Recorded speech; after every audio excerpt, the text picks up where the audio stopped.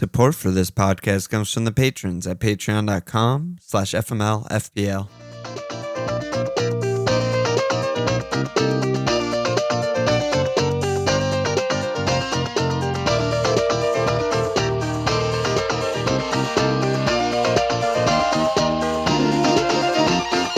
Okay! We're gonna have Mobile 1!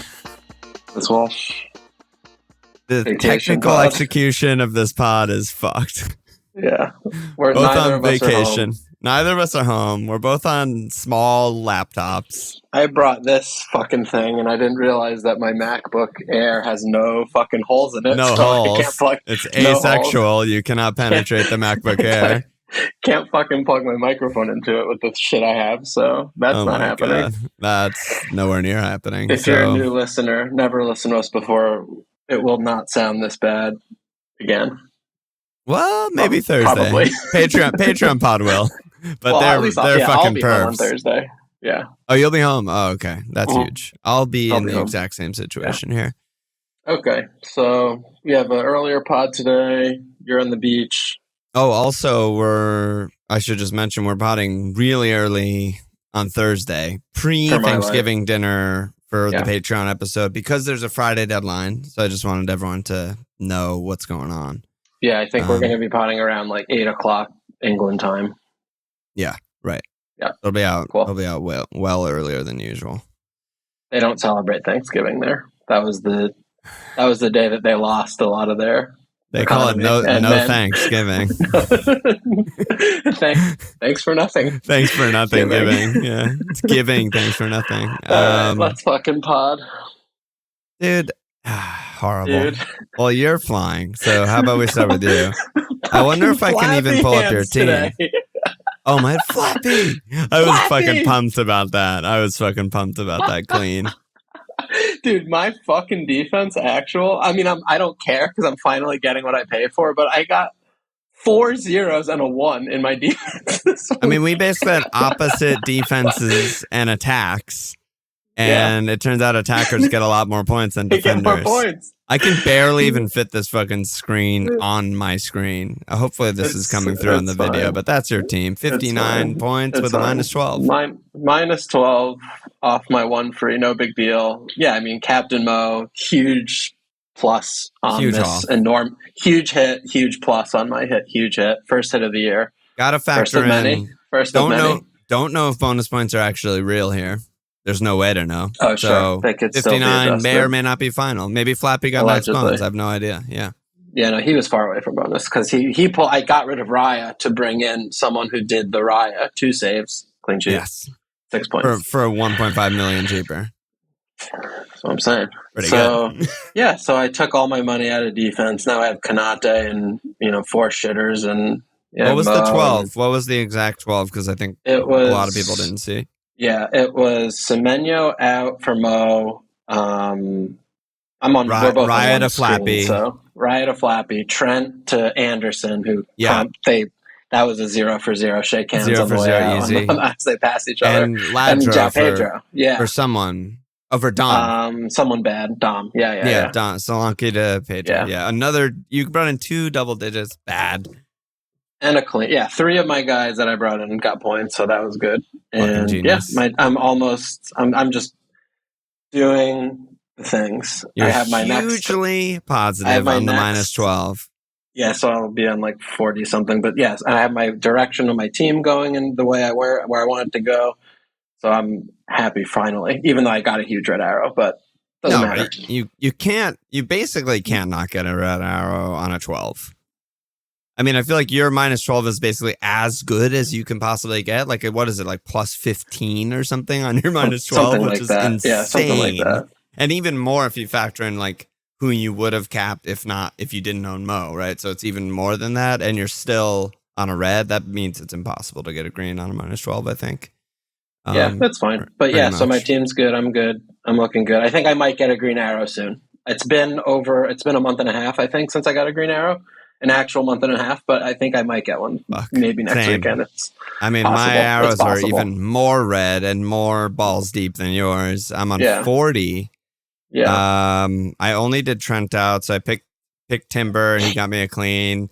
I was thinking that I wish we had a name for when you just get no attacking returns and I just get 4 undressed, unseasoned cleans. Just 4 nude cleans. Six.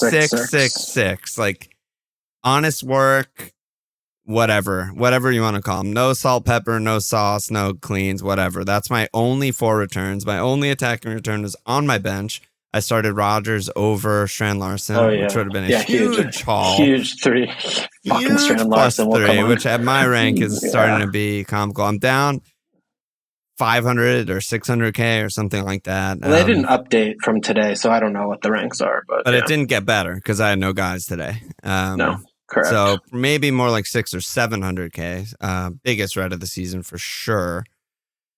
Don't know what to do. Hate my team. Hate the game. I don't feel motivated in this moment to be oh yeah, this is what I need to do. I'm seeing the gotta things. Get mowing. You gotta get mowing. I'm just fucking shrugging every week. Every game is a fucking joke. Every single one of my players has comedy misses, hitting the bar, teammates blocking tap-ins, every single one. That's the status of my team.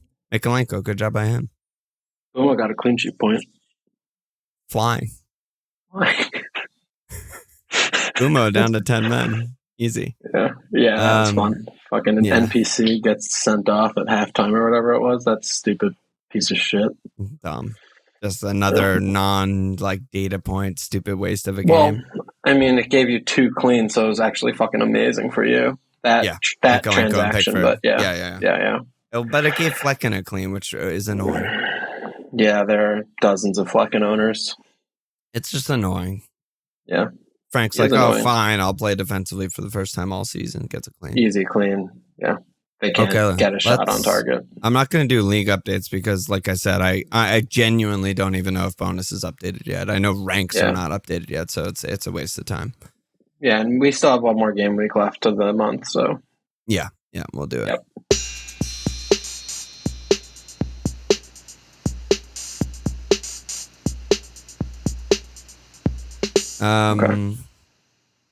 Anywhere you want to start? Probably Arsenal's a good place to start because they kind of took a big resounding step back into I remember watching this for a full season. Yep. It's been a while. Yep. Yeah, they haven't had a normal game. I mean, even that Leicester game was weird, but that was sort of approaching normal because they just created 7 XG or whatever. But it's been, I don't know, a month or 2 months since they had just a normal, complete dominant game. Odegaard could have double returned. Saka did double return in Hall. And if anyone was playing other than Jesus and Trossard, there's probably more goals in the team. I got a Timber offside goal. He's really attacking. Yeah, it seems like I made a good pick there. Yeah, that was a good pick. That seems he was really far. He was thing. Really far forward. He was in the final third a lot. He did the Ben White stuff. He's definitely the best pick. Yeah, defender pick on the team right now. Maybe in the game. Probably in the game. Yeah, him and Konate are probably neck and neck. Even though Konate had his worst game of the season he had his worst game of the season, and he doesn't attack. Yeah, he doesn't attack, and so that's a big difference. And has worse fixtures. So yeah, no, that's for sure. But yeah, I mean, it's so ridiculous because it's so reductive, but it's still just feels like it's completely true. It's with Odegaard is just everything. It's all about him. Yeah, to me, it's he comes back in and they do this where it's just a complete disassembly, dismantling of NFO, and they just look really good.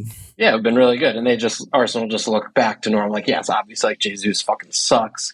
And Trossard sucks. And why didn't Kai play? Was this just a weird international break thing? Or I have short on time here on vacay. Yeah, no, I mean, I obviously don't pretend to follow international football at all. I have no idea. So I have no idea. I know he was on the Germany team. I don't know if he played 180 or not, but it's like they have Champions League midweek, and then they have, it starts coming. So that's, if that's one that maybe they thought that this was the best game to sit in, and then they just decided to do that. But which is fair. I mean, he has literally played every minute of the season so far until he got 0 against. And I feel like he hasn't scored a goal in a very, very long time. He got maybe one goal in some random game.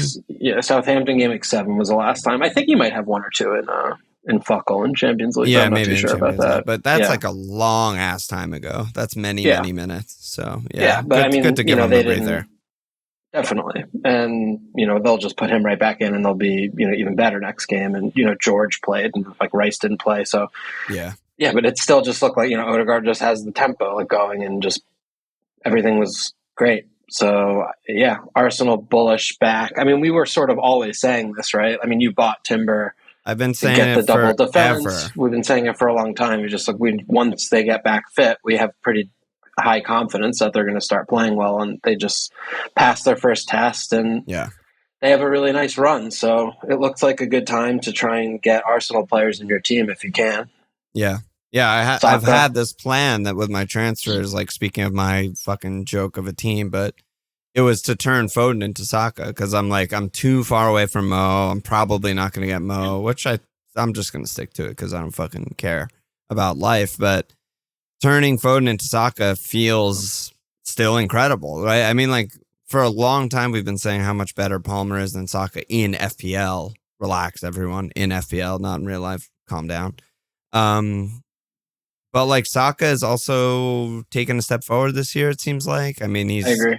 He's cutting it. He's in the box. He's taking more shots. He's just more the center of everything, if even possible. I mean, I feel like every game last season, it was just get the ball to Saka and let him do stuff. But it just seems like he's just more inside and more like, I'm going to score us the winning goal, or I'm going to score the goal that goes ahead. I mean, because really, they didn't create much against NFO, but they got ahead. And if you get ahead of a fucking Nuno bus, the game's over. Like, they just cruised, so Saka just does his thing, scores a worldie, then it's just game over. Yeah, they were never threatened, and they just scored. Partey scored a worldie, fucking scumbag, and, they just cruised. And so, Saka's great, man. He's great. And, I still believe that if you have to choose one between Palmer and Saka, I would prefer Palmer, but I agree. Saka's better than all but 2 other mids in the game. So he's two still other really players in the game. I mean, with Haaland's form, maybe 3. Yeah, but I mean, so he's still really good and will get a lot of points as he does every year. And it looks like he's just kind of, I agree with maturing a little bit more and just taking that further step forward, and the responsibility and all that stuff, and pens and all the stuff you want. So Saka looks great. I mean, I still don't think Kai is a pick right now at the price point. It just doesn't seem like he's flowing. You just want to see it first. I mean, it's as simple as that. One really great game, and he is getting all the shots and gets a goal and whatever. That's all I need to see to be like, oh, okay, yeah, he's back to like where he was second half last season, earlier this season, but like right this second, I would like to see it first. Yeah, it's just looking at him with the landscape of the forwards, it's just such a tough sell for me that he's going to actually make it in your team, because I think Endot's just so much better. Like, look at the fixtures. It's fucking crazy right now. I mean, maybe this can change I mean, they're the same price, so Endot's like 0.1 cheaper or whatever. And then there's all these cheaper guys, and Cunha we have to talk about. Pens and shit too, yeah. Yeah, there are so many cheaper guys. Nico don't have, Yeah, there's just so many forwards that look fine. So it's hard for me to get there with Kai. But defense, Saka. Do you think Odegaard's a pick? I actually do. I mean, back when I did that pod with LR, which was, it was a really long time ago. I want to say like Gameweek 4. It was the international break when Odegaard got injured. So that was a long ass time ago. But I was like hyping up Odegaard big time, because I remembered looking into him a lot last season. Yeah. And he was just pure like flat track bully. Not in the sense that like he doesn't play well against the big teams. He does, but he plays such a different position. Against like any tough game, focus on Odegaard. He's playing central midfielder. He's dropping deep. He's pressing. He's picking up the ball. He's moving the ball. He's in the to middle the forwards. Yeah. he's in the And middle against third. these bad teams, he's just edge of the box whole game. Create a million chances. That's when he gets his worldy on a cutback and his outside the box goal and his assist from like the elbows and stuff. It's like, yeah, I mean, we kind of floated him a while ago or 2 weeks ago or something for like, oh yeah, is Bumo still, an automatic? And it was kind of like, oh, Odegaard's right there. And like with the price drops and subsequent price rises for Bumo, it's like they're not even that far apart anymore. And yeah, I do think Odegaard will get points in what is a really, really good run of like, these are all the types of games that I'm talking about. West Ham, Fulham, Everton, Palace, Ipswich, Brentford. Maybe not Man United, don't know yet. Maybe not Brighton after that, but that's still like a run of fucking games. Yeah. Okay. Interesting one. No one's got him. Again, hard, right? Even if you compare someone like Bruno, who people are like weirdly down on because he blanked one time after a fucking 17-pointer. We'll get to him, but Bruno has fucking pens. He has free, like basically 10 pointers. Free goals. Yeah, free goals are free. Odegaard has to work hard for everything. He has to work really hard for an assist. Yeah. Well, let's come on to Bruno. I mean, they drew the Ipswich game. They scored a goal because someone ran in a straight line and there was a bad slide tackle. But otherwise, what'd you make of the first Amoriming? Just seemed like a preseason game or something. Mm-hmm. I have no opinions formed at all of like, how will this work out in the future? I mean, just seemed like a team that was like, I thought the defensive sort of like semicircle of the five was like too stationary. No one moved. Almost like Amorim was like, after the game, I want to make sure like every, snapshot you guys are in position. And that's like our whole shape. I thought the midfield was really bad. And like, the forwards are okay. And Bruno absolutely could have returned. I thought Garnacho was good, but like nothing that new. Ahmad was like, a winger playing wingback. He did like a couple of good things, mostly, didn't know where he was supposed to be, didn't push up at the right times, but I still think, Aaron asked, is Bruno a hold? Jitterbug said, I brought in Bruno instead of Saka last week. Should I fix it? And like, yes, I think Saka is a much better pick, but I still think Bruno's like a completely fine hold, right? Yeah, it depends. If you can turn him into Saka, that's obviously better. Yeah. And if that's the biggest, like where you're focused on your team, then that's a no-brainer. No-brainer. And but who has that? Like rare, like Jitterbug has it, but who is just sitting on $2.5 million? Like probably not that many players. Well, fuck sitting on it. You can find it when you click. I mean, I'm sitting here with Bruno and you can always find it when you click. That's the name of the fucking episode. And like home Everton is obviously fantastic. And, Old Trafford's probably going to be the loudest and most excited it's been in a decade. Since their last new manager? Yeah, well, sure. But after that, it's Arsenal and NFO, at City, which we joke about them all the time, but that's, who knows what's going to happen, and that's a Darb. They might have a new manager too. Yeah, they might have a new manager. Who knows? Bournemouth Wolves, like it gets a little better, but I mean, to me, the performance was just like there are too many bad players in spots where he needs different players to be. Yeah. Like playing Eriksson and Case in that system does not work. They had to I just saw them sitting too close to the defensive line. Yeah, it wasn't. And, they had no legs to join. And I mean, Rashford, I thought Garnacho was actually horrible. Really? I thought he, obviously missed his chances that he had, but I just thought he single-handedly got them 60 yards up the pitch because they had no shape or anything. So they were just like, at least he can do this, and Bruno's finding him. That's part of the issue though, is like they're long balling to him and Rash, and that's it. And he's just giving the ball away because it's 1 versus 2 or whatever. And he did fuck everything up in the final third, which is whatever. But I was getting annoyed by him and Rash. It's just like once Hoj and Xerxes came on, they could just kind of move a little bit more and do more than like not hold the ball up or just be a long ball out running onto it. The Twin and Towers. And then they're able to kind of play a little bit more. But like with Ugarte, he just needs more legs in midfield. Like you could probably play with Case as long as the wingbacks are playing better and he has someone who can like a runner next to him, but.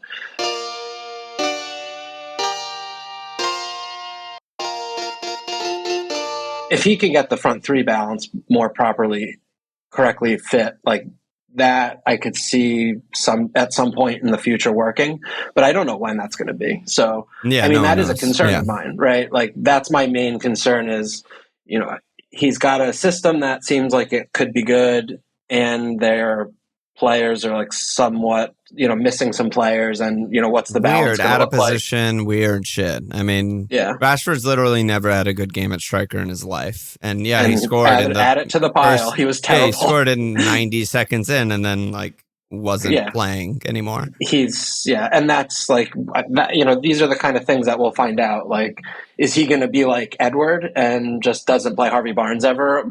Like doing something stupid, just keep playing Rash because of his wages or something? Or, at minimum, put him over, like slide him over. Right. So he's not in the center. Like, you could tell me that Rash, Xerxes, Bruno, or Rash, Hojlund, Bruno, that front three could work. Like, that I could buy that, but we'll have to see. I don't really want to hold Bruno past Everton though, because we kind of when you bought him. When you originally bought him, we kind of talked about the should I buy Saka? Like, why am I buying Saka with this bad run of 3 when Bruno has this godly run of 3 or whatever? Yeah, that's kind of where we are now, and it's like, well, yeah, you'd clearly rather have Saka, but I think your process was good because it's like, okay, you can wait till Odegaard's back. You can wait till Arsenal looks good, which check. And then right. You got your points already in the bank from Bruno. So it's a clear upgrade. If anyone can make that move, it's a very big upgrade. Yeah.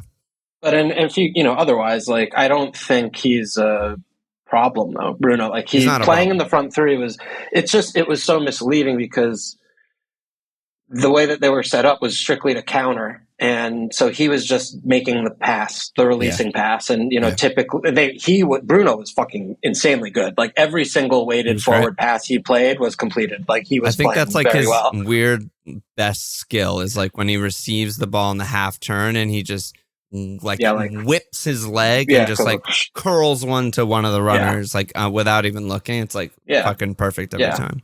Yeah. So, if he's, they had no sustained possession in the final third. So when that happens, then Bruno's either going to be the one that maybe luckily releases for FPL points, or he's just not going to be in the screen doing hold up because Garnacho and Rashford can't do that at all. So, interesting to see how his role moves moving forward, but also very refreshing or reassuring from a Bruno FPL standpoint. If you have him or want to get him or think of him, that he wasn't playing in midfield. He wasn't in the 2. He could have just played instead of Eriksen, or he could have just played where Eriksen played very easily. And he would have done probably would have done way better than him. He would have done great. He's a fucking great player.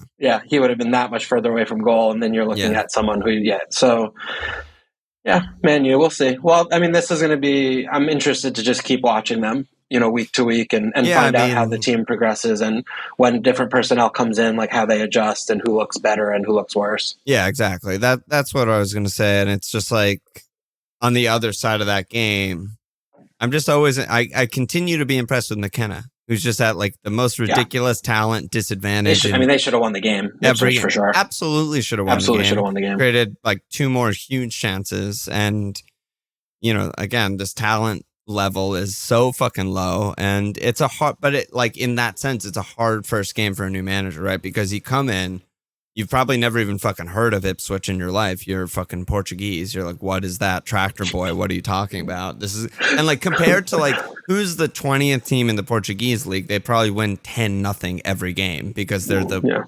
1,000th best team in Europe. But so he comes in and he's oh, well, this will just be a joke. And then they're really organized and they press and fuck your system up and do weird shit and Delap makes like 50-yard solo runs, and you're like, what is this? This is supposed to be the worst team in the league. And so, I have some sympathy for that. And I also like Delap. No player in the league this year have I like turned around more than Liam Delap. Like I thought he was just a fucking joke. He is legitimately so good. He's awesome. He's a fucking monster. He can do pretty much everything. He's just fantastic. And I love him, and I want to get him for Strand Larson, and I will get him for Strand Larson very soon. Like he's a beast. He's so fun to watch. Yeah, he's just a beast. He plays like prime Lukaku or something. Like he's just like that's a good comp. I like that. Yeah, like there was like I was referencing that 50-yard run. Like there was a literal 50-yard run in that game. Yeah, He megged someone in midfield, like shouldered someone else off, and then he just took off, and it was like, oh my god, Delap. And then he plays a fucking Travella pass out to the winger, who then like crosses. There's a big chance. I was like, dude, that was fucking sick. Yeah, he plays like he's on the playground kind of, and he does. He uses his body very well. He's big, and he's quite humongous. Like he has, he's fucking good. Like he's really fucking good. I know. And he's. Do you know he's Rory Delap's son? Yeah. The throwing merchant. Just kidding. They say that 17 times a game. Rory's gonna lie like that at home. It's like, all right, fucking relax. We got a lot of questions on captain, but I think we just save it for Thursday. There's Champions League and shit. Let's just push that back to Thursday. Sure. I mean, I guess we got to talk about Haaland and City again. I mean, they got absolutely say the same thing, just bent over and ass smacked by the Spuds. I don't know what to say. Yeah, Foden had good chances. Should have probably returned or double returned. Haaland had like many chances. It's the bar. 8 shots or something. Should have returned. Like played great, except for the ball didn't go in the net. I'm so lost with this shit. Like the ultimate tilt thing that was happening. Well, everything was an ultimate tilt, but one of the many was.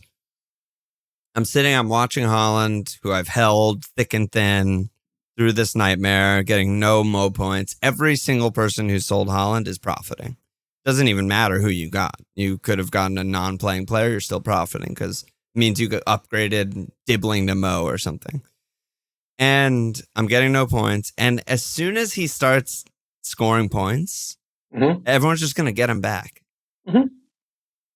And I'm just sitting here like, but I held him through the tough times. Yeah. What's my fucking reward for that? That's FPL, baby. You get the sign and you tap it. It's so fucking bad. Yeah, it's pretty fucking bad.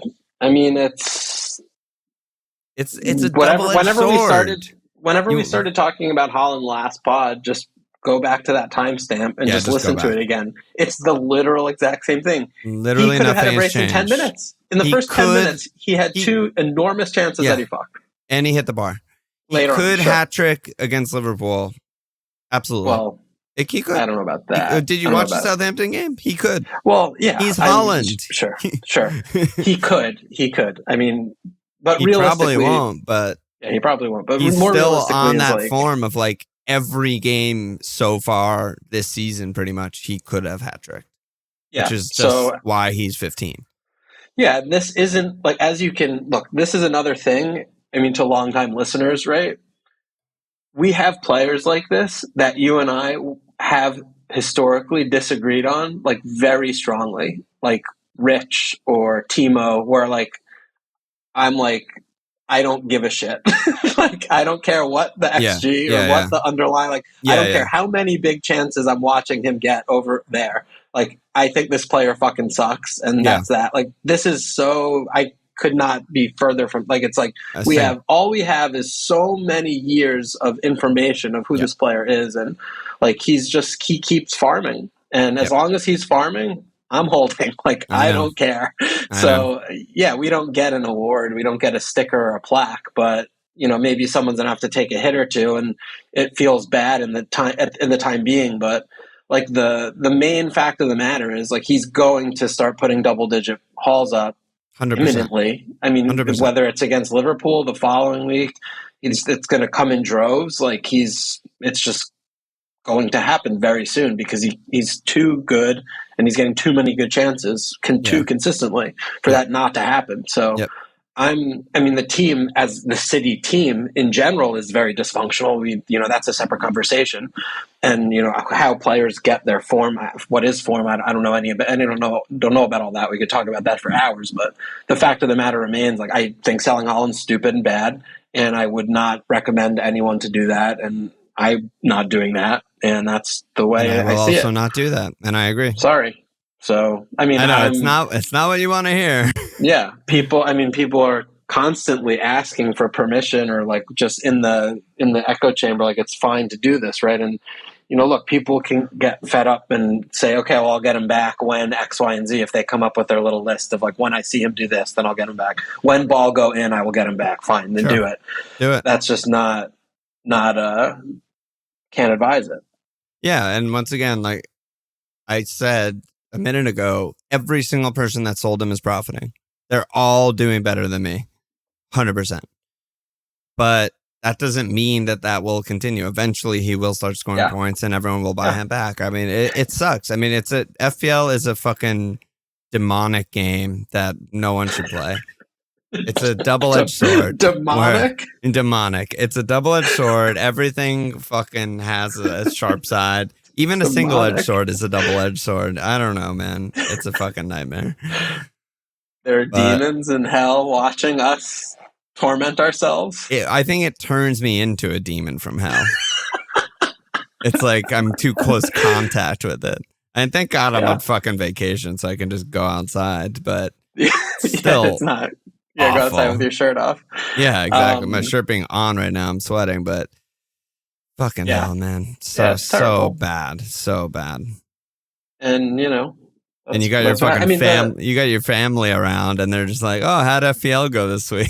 Times 8, and I'm just like, "Can you fucking all jump in the pool or something? Leave me alone. Leave me alone. Leave me the fuck alone. I'm watching in my cave." Yeah, I mean, Lauren doesn't ask me anymore. She just does not ask me. Yeah, that's good. That's good. But I mean, this is where I do think. More specifically, I mean, this is getting. I really don't feel like talking about City that much. I mean, they're kind of a mess. I mean, we're kind of done. We're not even doing that many questions. It's really, really hard for those wondering why we're not asking your questions at the opportune times. I have fucking very little monitor space and so many windows. It's very hard to manage on laptop the way that I normally do the hosting job.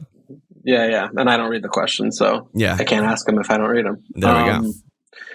There is also something, though, as I ripped all my money out of defense and just put Mo in, and I have, Palmer, Mo, and Haaland, where I'm just, finally getting what I'm paying for in defense vis-a-vis no points. This season, it feels like that's just great. And I plan to turn Bruno into Saka next week.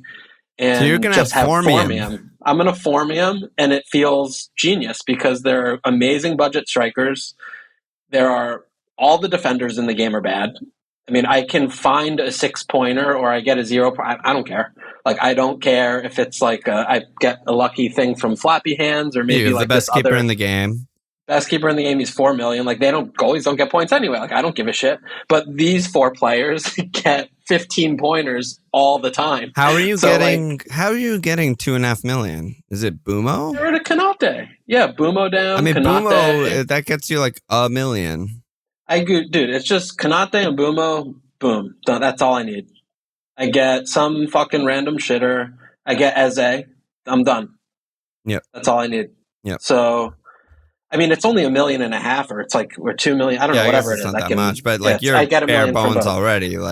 Yeah, well, it's about to get more bare in the cupboard, baby. Yeah, more bare. Yeah. But looking at the landscape of the game this year, I mean, defenders don't get bonus points, and the bonus points has been huge. It's huge. They don't get any bonus points, and there are 2 good defenses in the entire league, maybe 2.5, depending on how you judge NFO, and I don't give a shit about them. I don't care about getting a 6-pointer from fucking Saliba. I mean, Timber could be legitimately a bit better if he actually gets attacking returns, which is a big if also. It's a big if. I mean, they're just, and then I'm looking around, I'm I can get 4 or 5 defenders from fucking 15 teams in the league basically have a 4-5 defender. So I'm just like, piling that on. And now, especially now that the prices have gone down, like, there's 4-3 and 4-4 starters everywhere. Like every team has a 4-4 defender basically. Yeah. And, I'm just like, this feels good. And then I have basically no punts in attack and a bad defense, and they don't get points anyway, so I don't care. I was paying a bunch of money for my defense before they got no points, and now it's like, like if I can of my goalie and my 3 defenders, if I can average like 1.5 clean sheet a week, then I should be doing great, and I think I could do that, right? You would think so. Not sure. Maybe not. Maybe it's more like 0.75 a week. But look, I feel like that's a decent bet because we have these 4 players in the game who are awesome. Like we have 4 incredible players in FPL. It's Saka, Palmgod, Mo, and Haaland. Everyone else is just like throwing a dart at the board of like having to get them on these fixtures or those fixtures or there are warts. Like, weirdly enough, I'm not trying to be contrarian at all, but I almost think that like the bigger sort of like signpost or the bigger like difference from normal seasons to getting to going like a Formium direction are the forwards. Yeah, like there's the fact that there's not like usually there's like 2 relegation forwards and 2 that are like maybe forwards and they're maybe not even nailed or something. There's like 8 this season that are like all pretty good, and they all every forward in the fucking entire FPL game gets max bones if they get a goal. So also forwards are just like OP in general as a position. Yeah. Okay. All right. So should we talk about these incredible forwards? This was like probably the most questions we got of any specific category was just like Bovan, Ben, X50, Jitterbug, Diallo, Josh B, Patty, all asking about forwards like Cunha, fucking Lardo, Wood, what to do with Wood, all this shit. I mean, Cunha, what the fuck is Cunha? What? Well, okay, we need to have a conversation about Cunha. I mean, we just huge miss, right? Let me ask you something. You didn't watch that game live, right? Correct, did not. When you went to go watch highlights, as I did, what did you expect to see from Cunha? Well, I knew what he did because of people talking about it, that they were sort of bizarre goals. But also, I genuinely, from watching him last year, had formulated the opinion of this is a bad player. Like I was like, not bad, but like from an FPL standpoint, I'm like, he's just, I don't know, sometimes we'll get points, but not someone I really believe in. And he was he was just like way over his head and way over his skis. But this year, we're looking at him a while ago and saying he's like reverse out of position and more expensive than the striker, all of which is true. And also the entire team runs through him and he has the free goals in his back pocket as long as Sarabi is not on the pitch, which is pretty much all the time. Which is always, he's injured now anyway. But yeah, I mean, that like it's interesting to hear you say that because I actually felt last year very differently about him. I was like, oh, he's good. Like he's really useful. He does a lot of good stuff. He's for a team like Wolves, like terrific. I felt that way IRL, but I was never watching him being like he's going to be an FPL pick. I was talking just from an FPL standpoint. Totally. Yeah. I'm with you there. And then and then like he has been pretty much playing reverse out of position. He's sort of more creator than like playing in striker roles or like in the box or like getting good chances. And like that's the weird thing is that it hasn't changed, and yet he has 34 points or something in the last 2 game weeks or some shit like that, something crazy. And so I didn't know what his goals were, is why I asked you, because I was like, oh my God, like I'm on vacation. I've limited Discord time, but I go on, I watch his highlights and I'm just like, what the fuck is this? My players never score fucking rando goals. Like it's to me, it was almost Chris Wood all over again. Remember Chris Wood had that Leicester game where like Foch, which by the way, wow, Foch. Yeah, he's not good. This guy is the washed. I mean, he's one of the worst all time. He's historic. He's doing things we never thought we would see. But I remember that Wout like headed it basically to Wood, and then Wood went clean through goal and scored a free goal, and Wood had another game where he like 180 in the bottom corner worldies, and I'm like, what the fuck is this? It's not going to continue. And honestly, we were fucking right, but we missed all the points, as usual with us, right? Eventually, we're right, and the player X slows down, but also we miss all their points. And I'm sitting here just being like, what the actual fuck is happening with Cunha?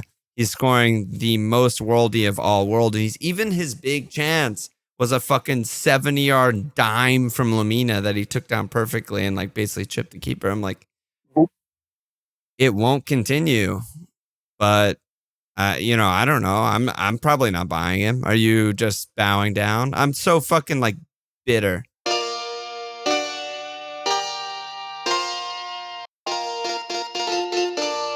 Yeah, I'm off here.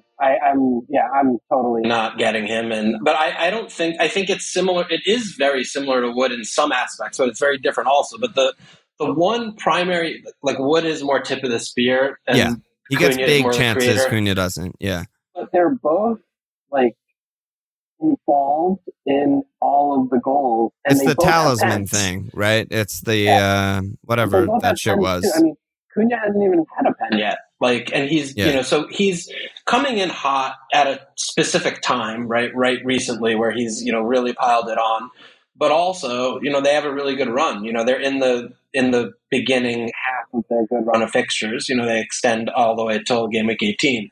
So, like, for us, I still feel like, okay, we're looking at the million price difference and give me the striker. And this could have gone a different way. But I think that when we still just, like, look, Cunha's a better player than Strand Larson. Like, that's not in question. For sure. And the pens are just a big deal. Like, maybe if it was reframed in a different way at the beginning, like, if Wood, it's like almost like if Gibbs White was playing the 10 every game and Wood was striking and Gibbs White still had pens or something like that. Like, it's almost like that kind of thing where it's like, where Wood is more of a donkey like Strand Larson and Cunha is the Gibbs White in this, like, Gibbs White has too many issues, but something like that, where it's like, just how we looked at Cunha was, I think, faulty. Like our analysis and our descriptions of him was faulty. Well, the other part of that also is like, we're in the projection business, something you always say, right? And so we Wolves as a team kind of suffered through their bad fixtures, right? And like they lost most of their games and they're in the relegation zone and they're a bad team. And even Wolves fans are like questioning Gary O'Neill and all this shit, right? And the vibes are bad. But through those games, which no one owned Strand Larson and no one owned Cunha because the fixtures were so bad, through those games, Strand Larson came away as clearly the better pick. It's like they're both bad picks because Wolves are bad. But Strand Larson at least will get on the end of something and get a goal. Like he had some goals in the hard games and he had like an assist too, I think, if I remember right. Yeah. The conclusion that we kind of both came to was like, okay, well, in the easy games like he did in Spain, I mean, Strand Larson's just going to go nuts and start shooting, go from one shot a game to 4 shots a game. And what happened is he went from 1 shot a game to 1 shot a game. Because no one on the fucking team passes to him. And meanwhile, Cunha went from like, I'm a winger, like tracking back, getting no chances to like, I create every chance and take every chance. Yeah. So we're just wrong about that. Obviously, we're negative 30 points on that decision. There's a lot of points. And what else is fucking new? I still think Cunha's gonna probably. He's not obviously not going to get 12 and 16 and 9 and shit like every week, but no, it's not he's possible. Still only 6'9". Like, again, has pens. Like he's very similar. Like Wood. Like he's just fine. Well, this is when it goes back to what you were saying earlier about like Kai, right? We both love Kai. We both think Arsenal are awesome. Blah blah blah. But like, in what world with no pens, free goals? In what world are we all saying, "Yep"? It's time to go Kai over Cunha, over Wood, over even Nico, who's a little bit cheaper, over other cheap guys who get free goals. It's just really hard. João Ladro. Yeah, another one, right? I mean, I just brought him in. I mean, it was his second appearance in my team this year already. 12-pointer. Hello. Yeah. Hubba. And they went down, but he played an hour. But yeah, I mean, so there's. mean, Trent Larson's still a fine pick. Like, they still have a good few He's pictures. Totally fine. Jim is 5'7", the Lap is 5'6". You know, that Jim miss 6. Yeah, the Jim miss was holy. something. That was Holy. very special. Pedro's 5'6". Like, there's just a lot of picks in this region that are good. Yeah, I'm not gonna try and read all these questions. I'm sorry, guys. You know, we're bare bones in it here, but yeah, a lot of good picks. Feel free to DM either of us your team or whatever if you're thinking about getting one of these guys, and we'll talk about it. But I mean, João Pedro, he's so good. So good. I mean, he's gonna. I mean, he should be making his way into a lot more teams because he has a really, really long fixture run. Like the Wolves fixture run kind of ends very abruptly and very loudly at game week 18, and then they rattle off like basically 7 weeks in a row. They're back to playing the 7 top, basically 1 through 7 in the table. Yeah. From game week 18 to game week 25. So you don't want in that run. You don't want any Wolves player in that run. But the other thing with João Ladro is I think we all have like a hangover with him from last season where like the unanimous take that I'm seeing on like even in our Discord is like, oh, he's not nailed. He's fucking nailed. Yeah. He is maybe first name in the team sheet for this manager. If he's fit. The best player on the team. Yeah, if he's fit, he's going to start 95% of the games, very occasional rotation. They'll find a way to get him in. He's the best 10. He's the best striker. He's the best guy on the ball. They build everything around him. And guess what? They're fucking flying. You know, they had that one comedy game against, you know, the Palmer quad return where it was like, whoa, Herzler, fucking German idiot or whatever. But he was a German idiot that day. He was a German idiot on that day, but yeah. Palmer makes a lot of people look like German idiots, but he's got them fucking cooking. They're good and they're really fun. And Pedro's so awesome. Yeah. Love it. Good Love pick it. There. A lot of good picks.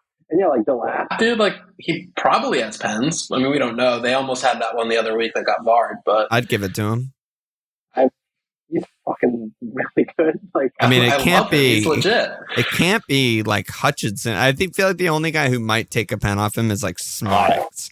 Yes, maybe Smotic. Because he's like a vet and he scored fucking 30 goals in the flamp or whatever. Yeah, it's like, okay, chill, dude, chill. But yeah. I wonder if Ollie has pens. Perfect. Now that Tielemans did a bad job. I mean, or is it Rodgers? I mean, we're not going to know for 2 more months. They never win pens. But it shouldn't be Tielemans, so. And hopefully we do find out soon. We'll see. I mean, they do play extra games. You know, I mean, any game, you can get that data point. Yeah, we might get a UCL pen or something when they destroy some UCL team. Yeah. I mean, look, we don't know what Evans is up to. He might just give TLs another one, but he sucked. They all suck at pens. I mean, Rodgers seems like he's the best, has the best record, but he's also like 20. Tielemans was good at pens until he did the thing, and now it's like, God, I don't trust him anymore. As soon as someone misses one pen, it takes like a year of pens before I'm like, I trust this is gonna go in. Even happened with Mo, like, and I'm a Liverpool fan. But like, remember he had those back-to-back misses that one year? Yeah, that was last year, wasn't it? Maybe it was last year. It was just like every pen for the next 8 months. I'm like, oh, fuck. And he's just like top bins, like, you know, side netting, donging them, and I'm still nervous. Yeah. Should we do some questions quick? Or we could just do a short one here since we're both on, you know. Let's go maybe another 10 or 15 and we'll get out of here. Yeah, that sounds good to me. Doobie and Sides wondering what to do with Bumo, where to go from this week. Are are we reconsidering Bumo, I guess? It's really hard because I was like, I'm looking at him as some of my Saka money, and I mean, obviously as he's not fit, and it looks like he's very close, but like not quite fit, and then the pile up, so it's iffy. But like, I think those two are very like same conversation-y type players because they basically have a lot of the same attributes from an FPL standpoint of box ticking and the way the team plays, et cetera, and so on. Yeah. Where I'm just like looking at this run from Bumo, and it's just I mean, if he's going to be doing the striking, then you can talk yourself into like it's a bad run, and it might not be bad for him in FPL sense because he's striking instead of doing wing stuff. But I think you're going to be fine holding him, and you probably aren't going to get that fucked if you sell him. It's sort of how I see him right now. That's probably right. It'll take luck for you to get truly, truly fucked. Yeah. Which means like they win a couple pens and he scores a worldie, whatever. I mean, they would need to win probably exactly 2 pens in this run from like 14 to 22, where the fixtures are bad, for you to get fucked. Like he would away Villa, home Newcastle, at Chelsea, home NFO, at Brighton, home Arsenal, at Southampton, home City, home Liverpool, at Palace, home Spurs. I mean, it's fucking rough. And they're bad. I mean, this is they're a bad team. So yeah. Every fixture is tough for them. So yeah, I don't know. I don't feel very strongly of like you should definitely hold on to him or he's a sell or like. I mean, I lean mostly towards he's a good hold. But I'm with you. Let's do this one more question and then I'll call it a little short today. Sorry, everyone, but Mishka said it could be recency bias, but is it worth reevaluating the bottom teams? Are any of them looking stronger now that we shouldn't target them blindly? On that note, is the opposite also true? What's your impression of NFO, Villa, Fulham? Are they starting to crack and revert to the mean? I mean, I was fucking shocked that Fulham lost at home after taking the lead against Wolves. They lose 4-1. And that was a shocking thing to me. I don't know if that was just because it was an international break kind of thing, but they did go down to 10 men, but like it was 3-1, I think, at that point. Yeah, I mean, they just fell apart, and like Jim's missing these chances too, but I thought they went up 1-0, and I was like, oh, they're just going to cruise, and that game's over. Yeah, and then I think it's a good question. From Mish because it's kind of a good time to kind of do a little bit of that. It is. I mean, are there any teams that you're kind of having a different view than say when it was like Gameweek 4? I mean, well, yeah, I mean it is the teams that he kind of pointed out too, because NFO being the other one, it's like okay, losing 3-0 at Arsenal is fine, but right again, I think they had the lead in that Newcastle game, then they concede 3, and this is like 3 weeks removed from me being like, there's the top 2 in Liverpool and Arsenal in terms of defense, and then NFO is clearly better than like every other team, and yet they're kind of cracking also. So I wonder if like it's a bad 2 games, throw Fulham in there too. Not sure. But it's definitely one to monitor because I was feeling like so confident that this like away Fulham is bad. I literally benched Trent Larson. That's a bad fucking fixture this year. And NFO, I wasn't feeling good about either, even though it's Arsenal. It's like, yeah, they'll win, but it'll be like a tight 1-0 or something like that. Or maybe they'll get to 2, but those are worth monitoring. And then the bottom teams, I mean, we didn't really talk at all about Southampton, Liverpool, but he's not doing. They're doing some of the same stuff. Obviously, if you see that first Sobo goal, like they're still playing out the back when the fucking other team is all out pressing them, and they're gonna give up dumbass goals like that, Southampton. But they also just played fucking 5-4-1 for the other 80% of the match, and just double-decker park bus and tried to counter with like 2 guys. Like Dibbling has to basically like dribble 2 guys and make an amazing pass for them to get space. And they did, and they profited from that. But that was emphatically not what they were doing, 2 months ago. They were like, we're the better team no matter who we play. And we're going to fucking attack with 5 instead of attacking with 2. So maybe like Southampton to me it's still obviously an incredible fixture, but I don't think it's nearly as good as like home Southampton was 2 months ago. And I think maybe that's Leicester. Like if I had to choose what's the best fixture, although they just fired fucking idiot Cooper. So maybe it's not. I don't know what to expect. Yeah, we don't know what they're going to turn into, but yeah, I mean, I agree with that. Southampton for sure. I think Ipswich too is like, they're just really good. So yeah, they have bad players, and I'm still happy to captain against them. But it's an interesting one because they're really good, and also they are capable of shipping 4 because they tons of bad players everywhere. Yeah, they have bad players, and they try and win. They try and play. They try and press. They try and win. Yeah, and so that's both those things can be true at the same time, and I think Villa is also one where I'm like, at the beginning of the year, just kind of like, they're just kind of good. Like they're going to be kind of good. It's a fixture I tend to kind of look at like, will be low scoring or I don't, and now I just feel like they're a complete basket case mess. Every time I watch them, I'm just like, this team is not good. And like, I'm happy to have attackers against them. I'm happy not to have any of their players. Well, I still have Pau, unfortunately for me, but like, I think that they're one where they're kind of still playing a little bit on their reputation from last year. Yeah. This season so far. I mean, Newcastle too. Throw them in that boat, right? Like we were all, us included, saying like, okay, they're out of Champions League. No Europe. They're fit. Blah blah blah blah blah. They fucking suck, man. They were that manager. They were so bad today. I thought like West Ham, like sure, like 2-0's probably a little flattering. Like, Newcastle probably deserved a goal there. Like Isak had some chances and stuff, but like they were still bad. I mean, every Newcastle fan is like, oh, we'll just wait until blah, blah, blah's back fit and then we're going to be good. It's like, no, you don't have any more rope there. They're just bad. They need to sack him. They need to move on. They need to do something else. How long have we been saying this on this podcast? Eddie at least a year. He should not be managing a team like this. He should be managing Leicester.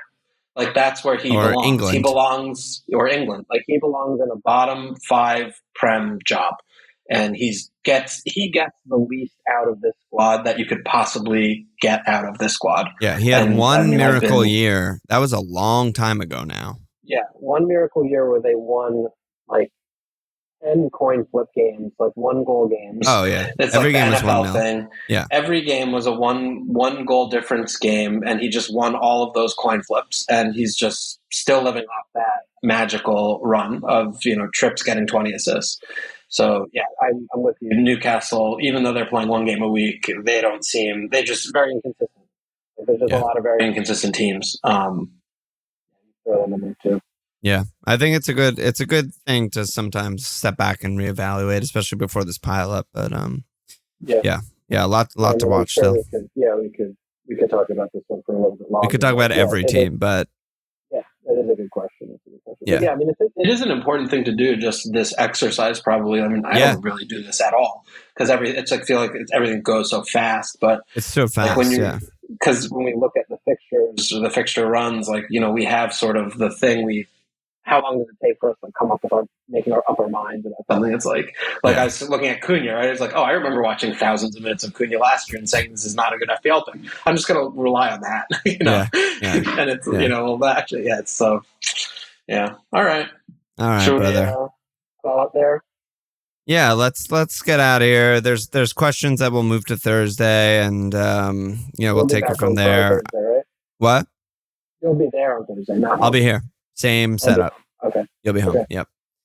Let me slap asses, though. We did get 4 new signups who will hopefully be listening to our Patreon pod on Thursday. So David Mitchell, Andreas Tilseth, Matthew Myers, and Ain Huntington. Yes, baby, get in there. Good job of you.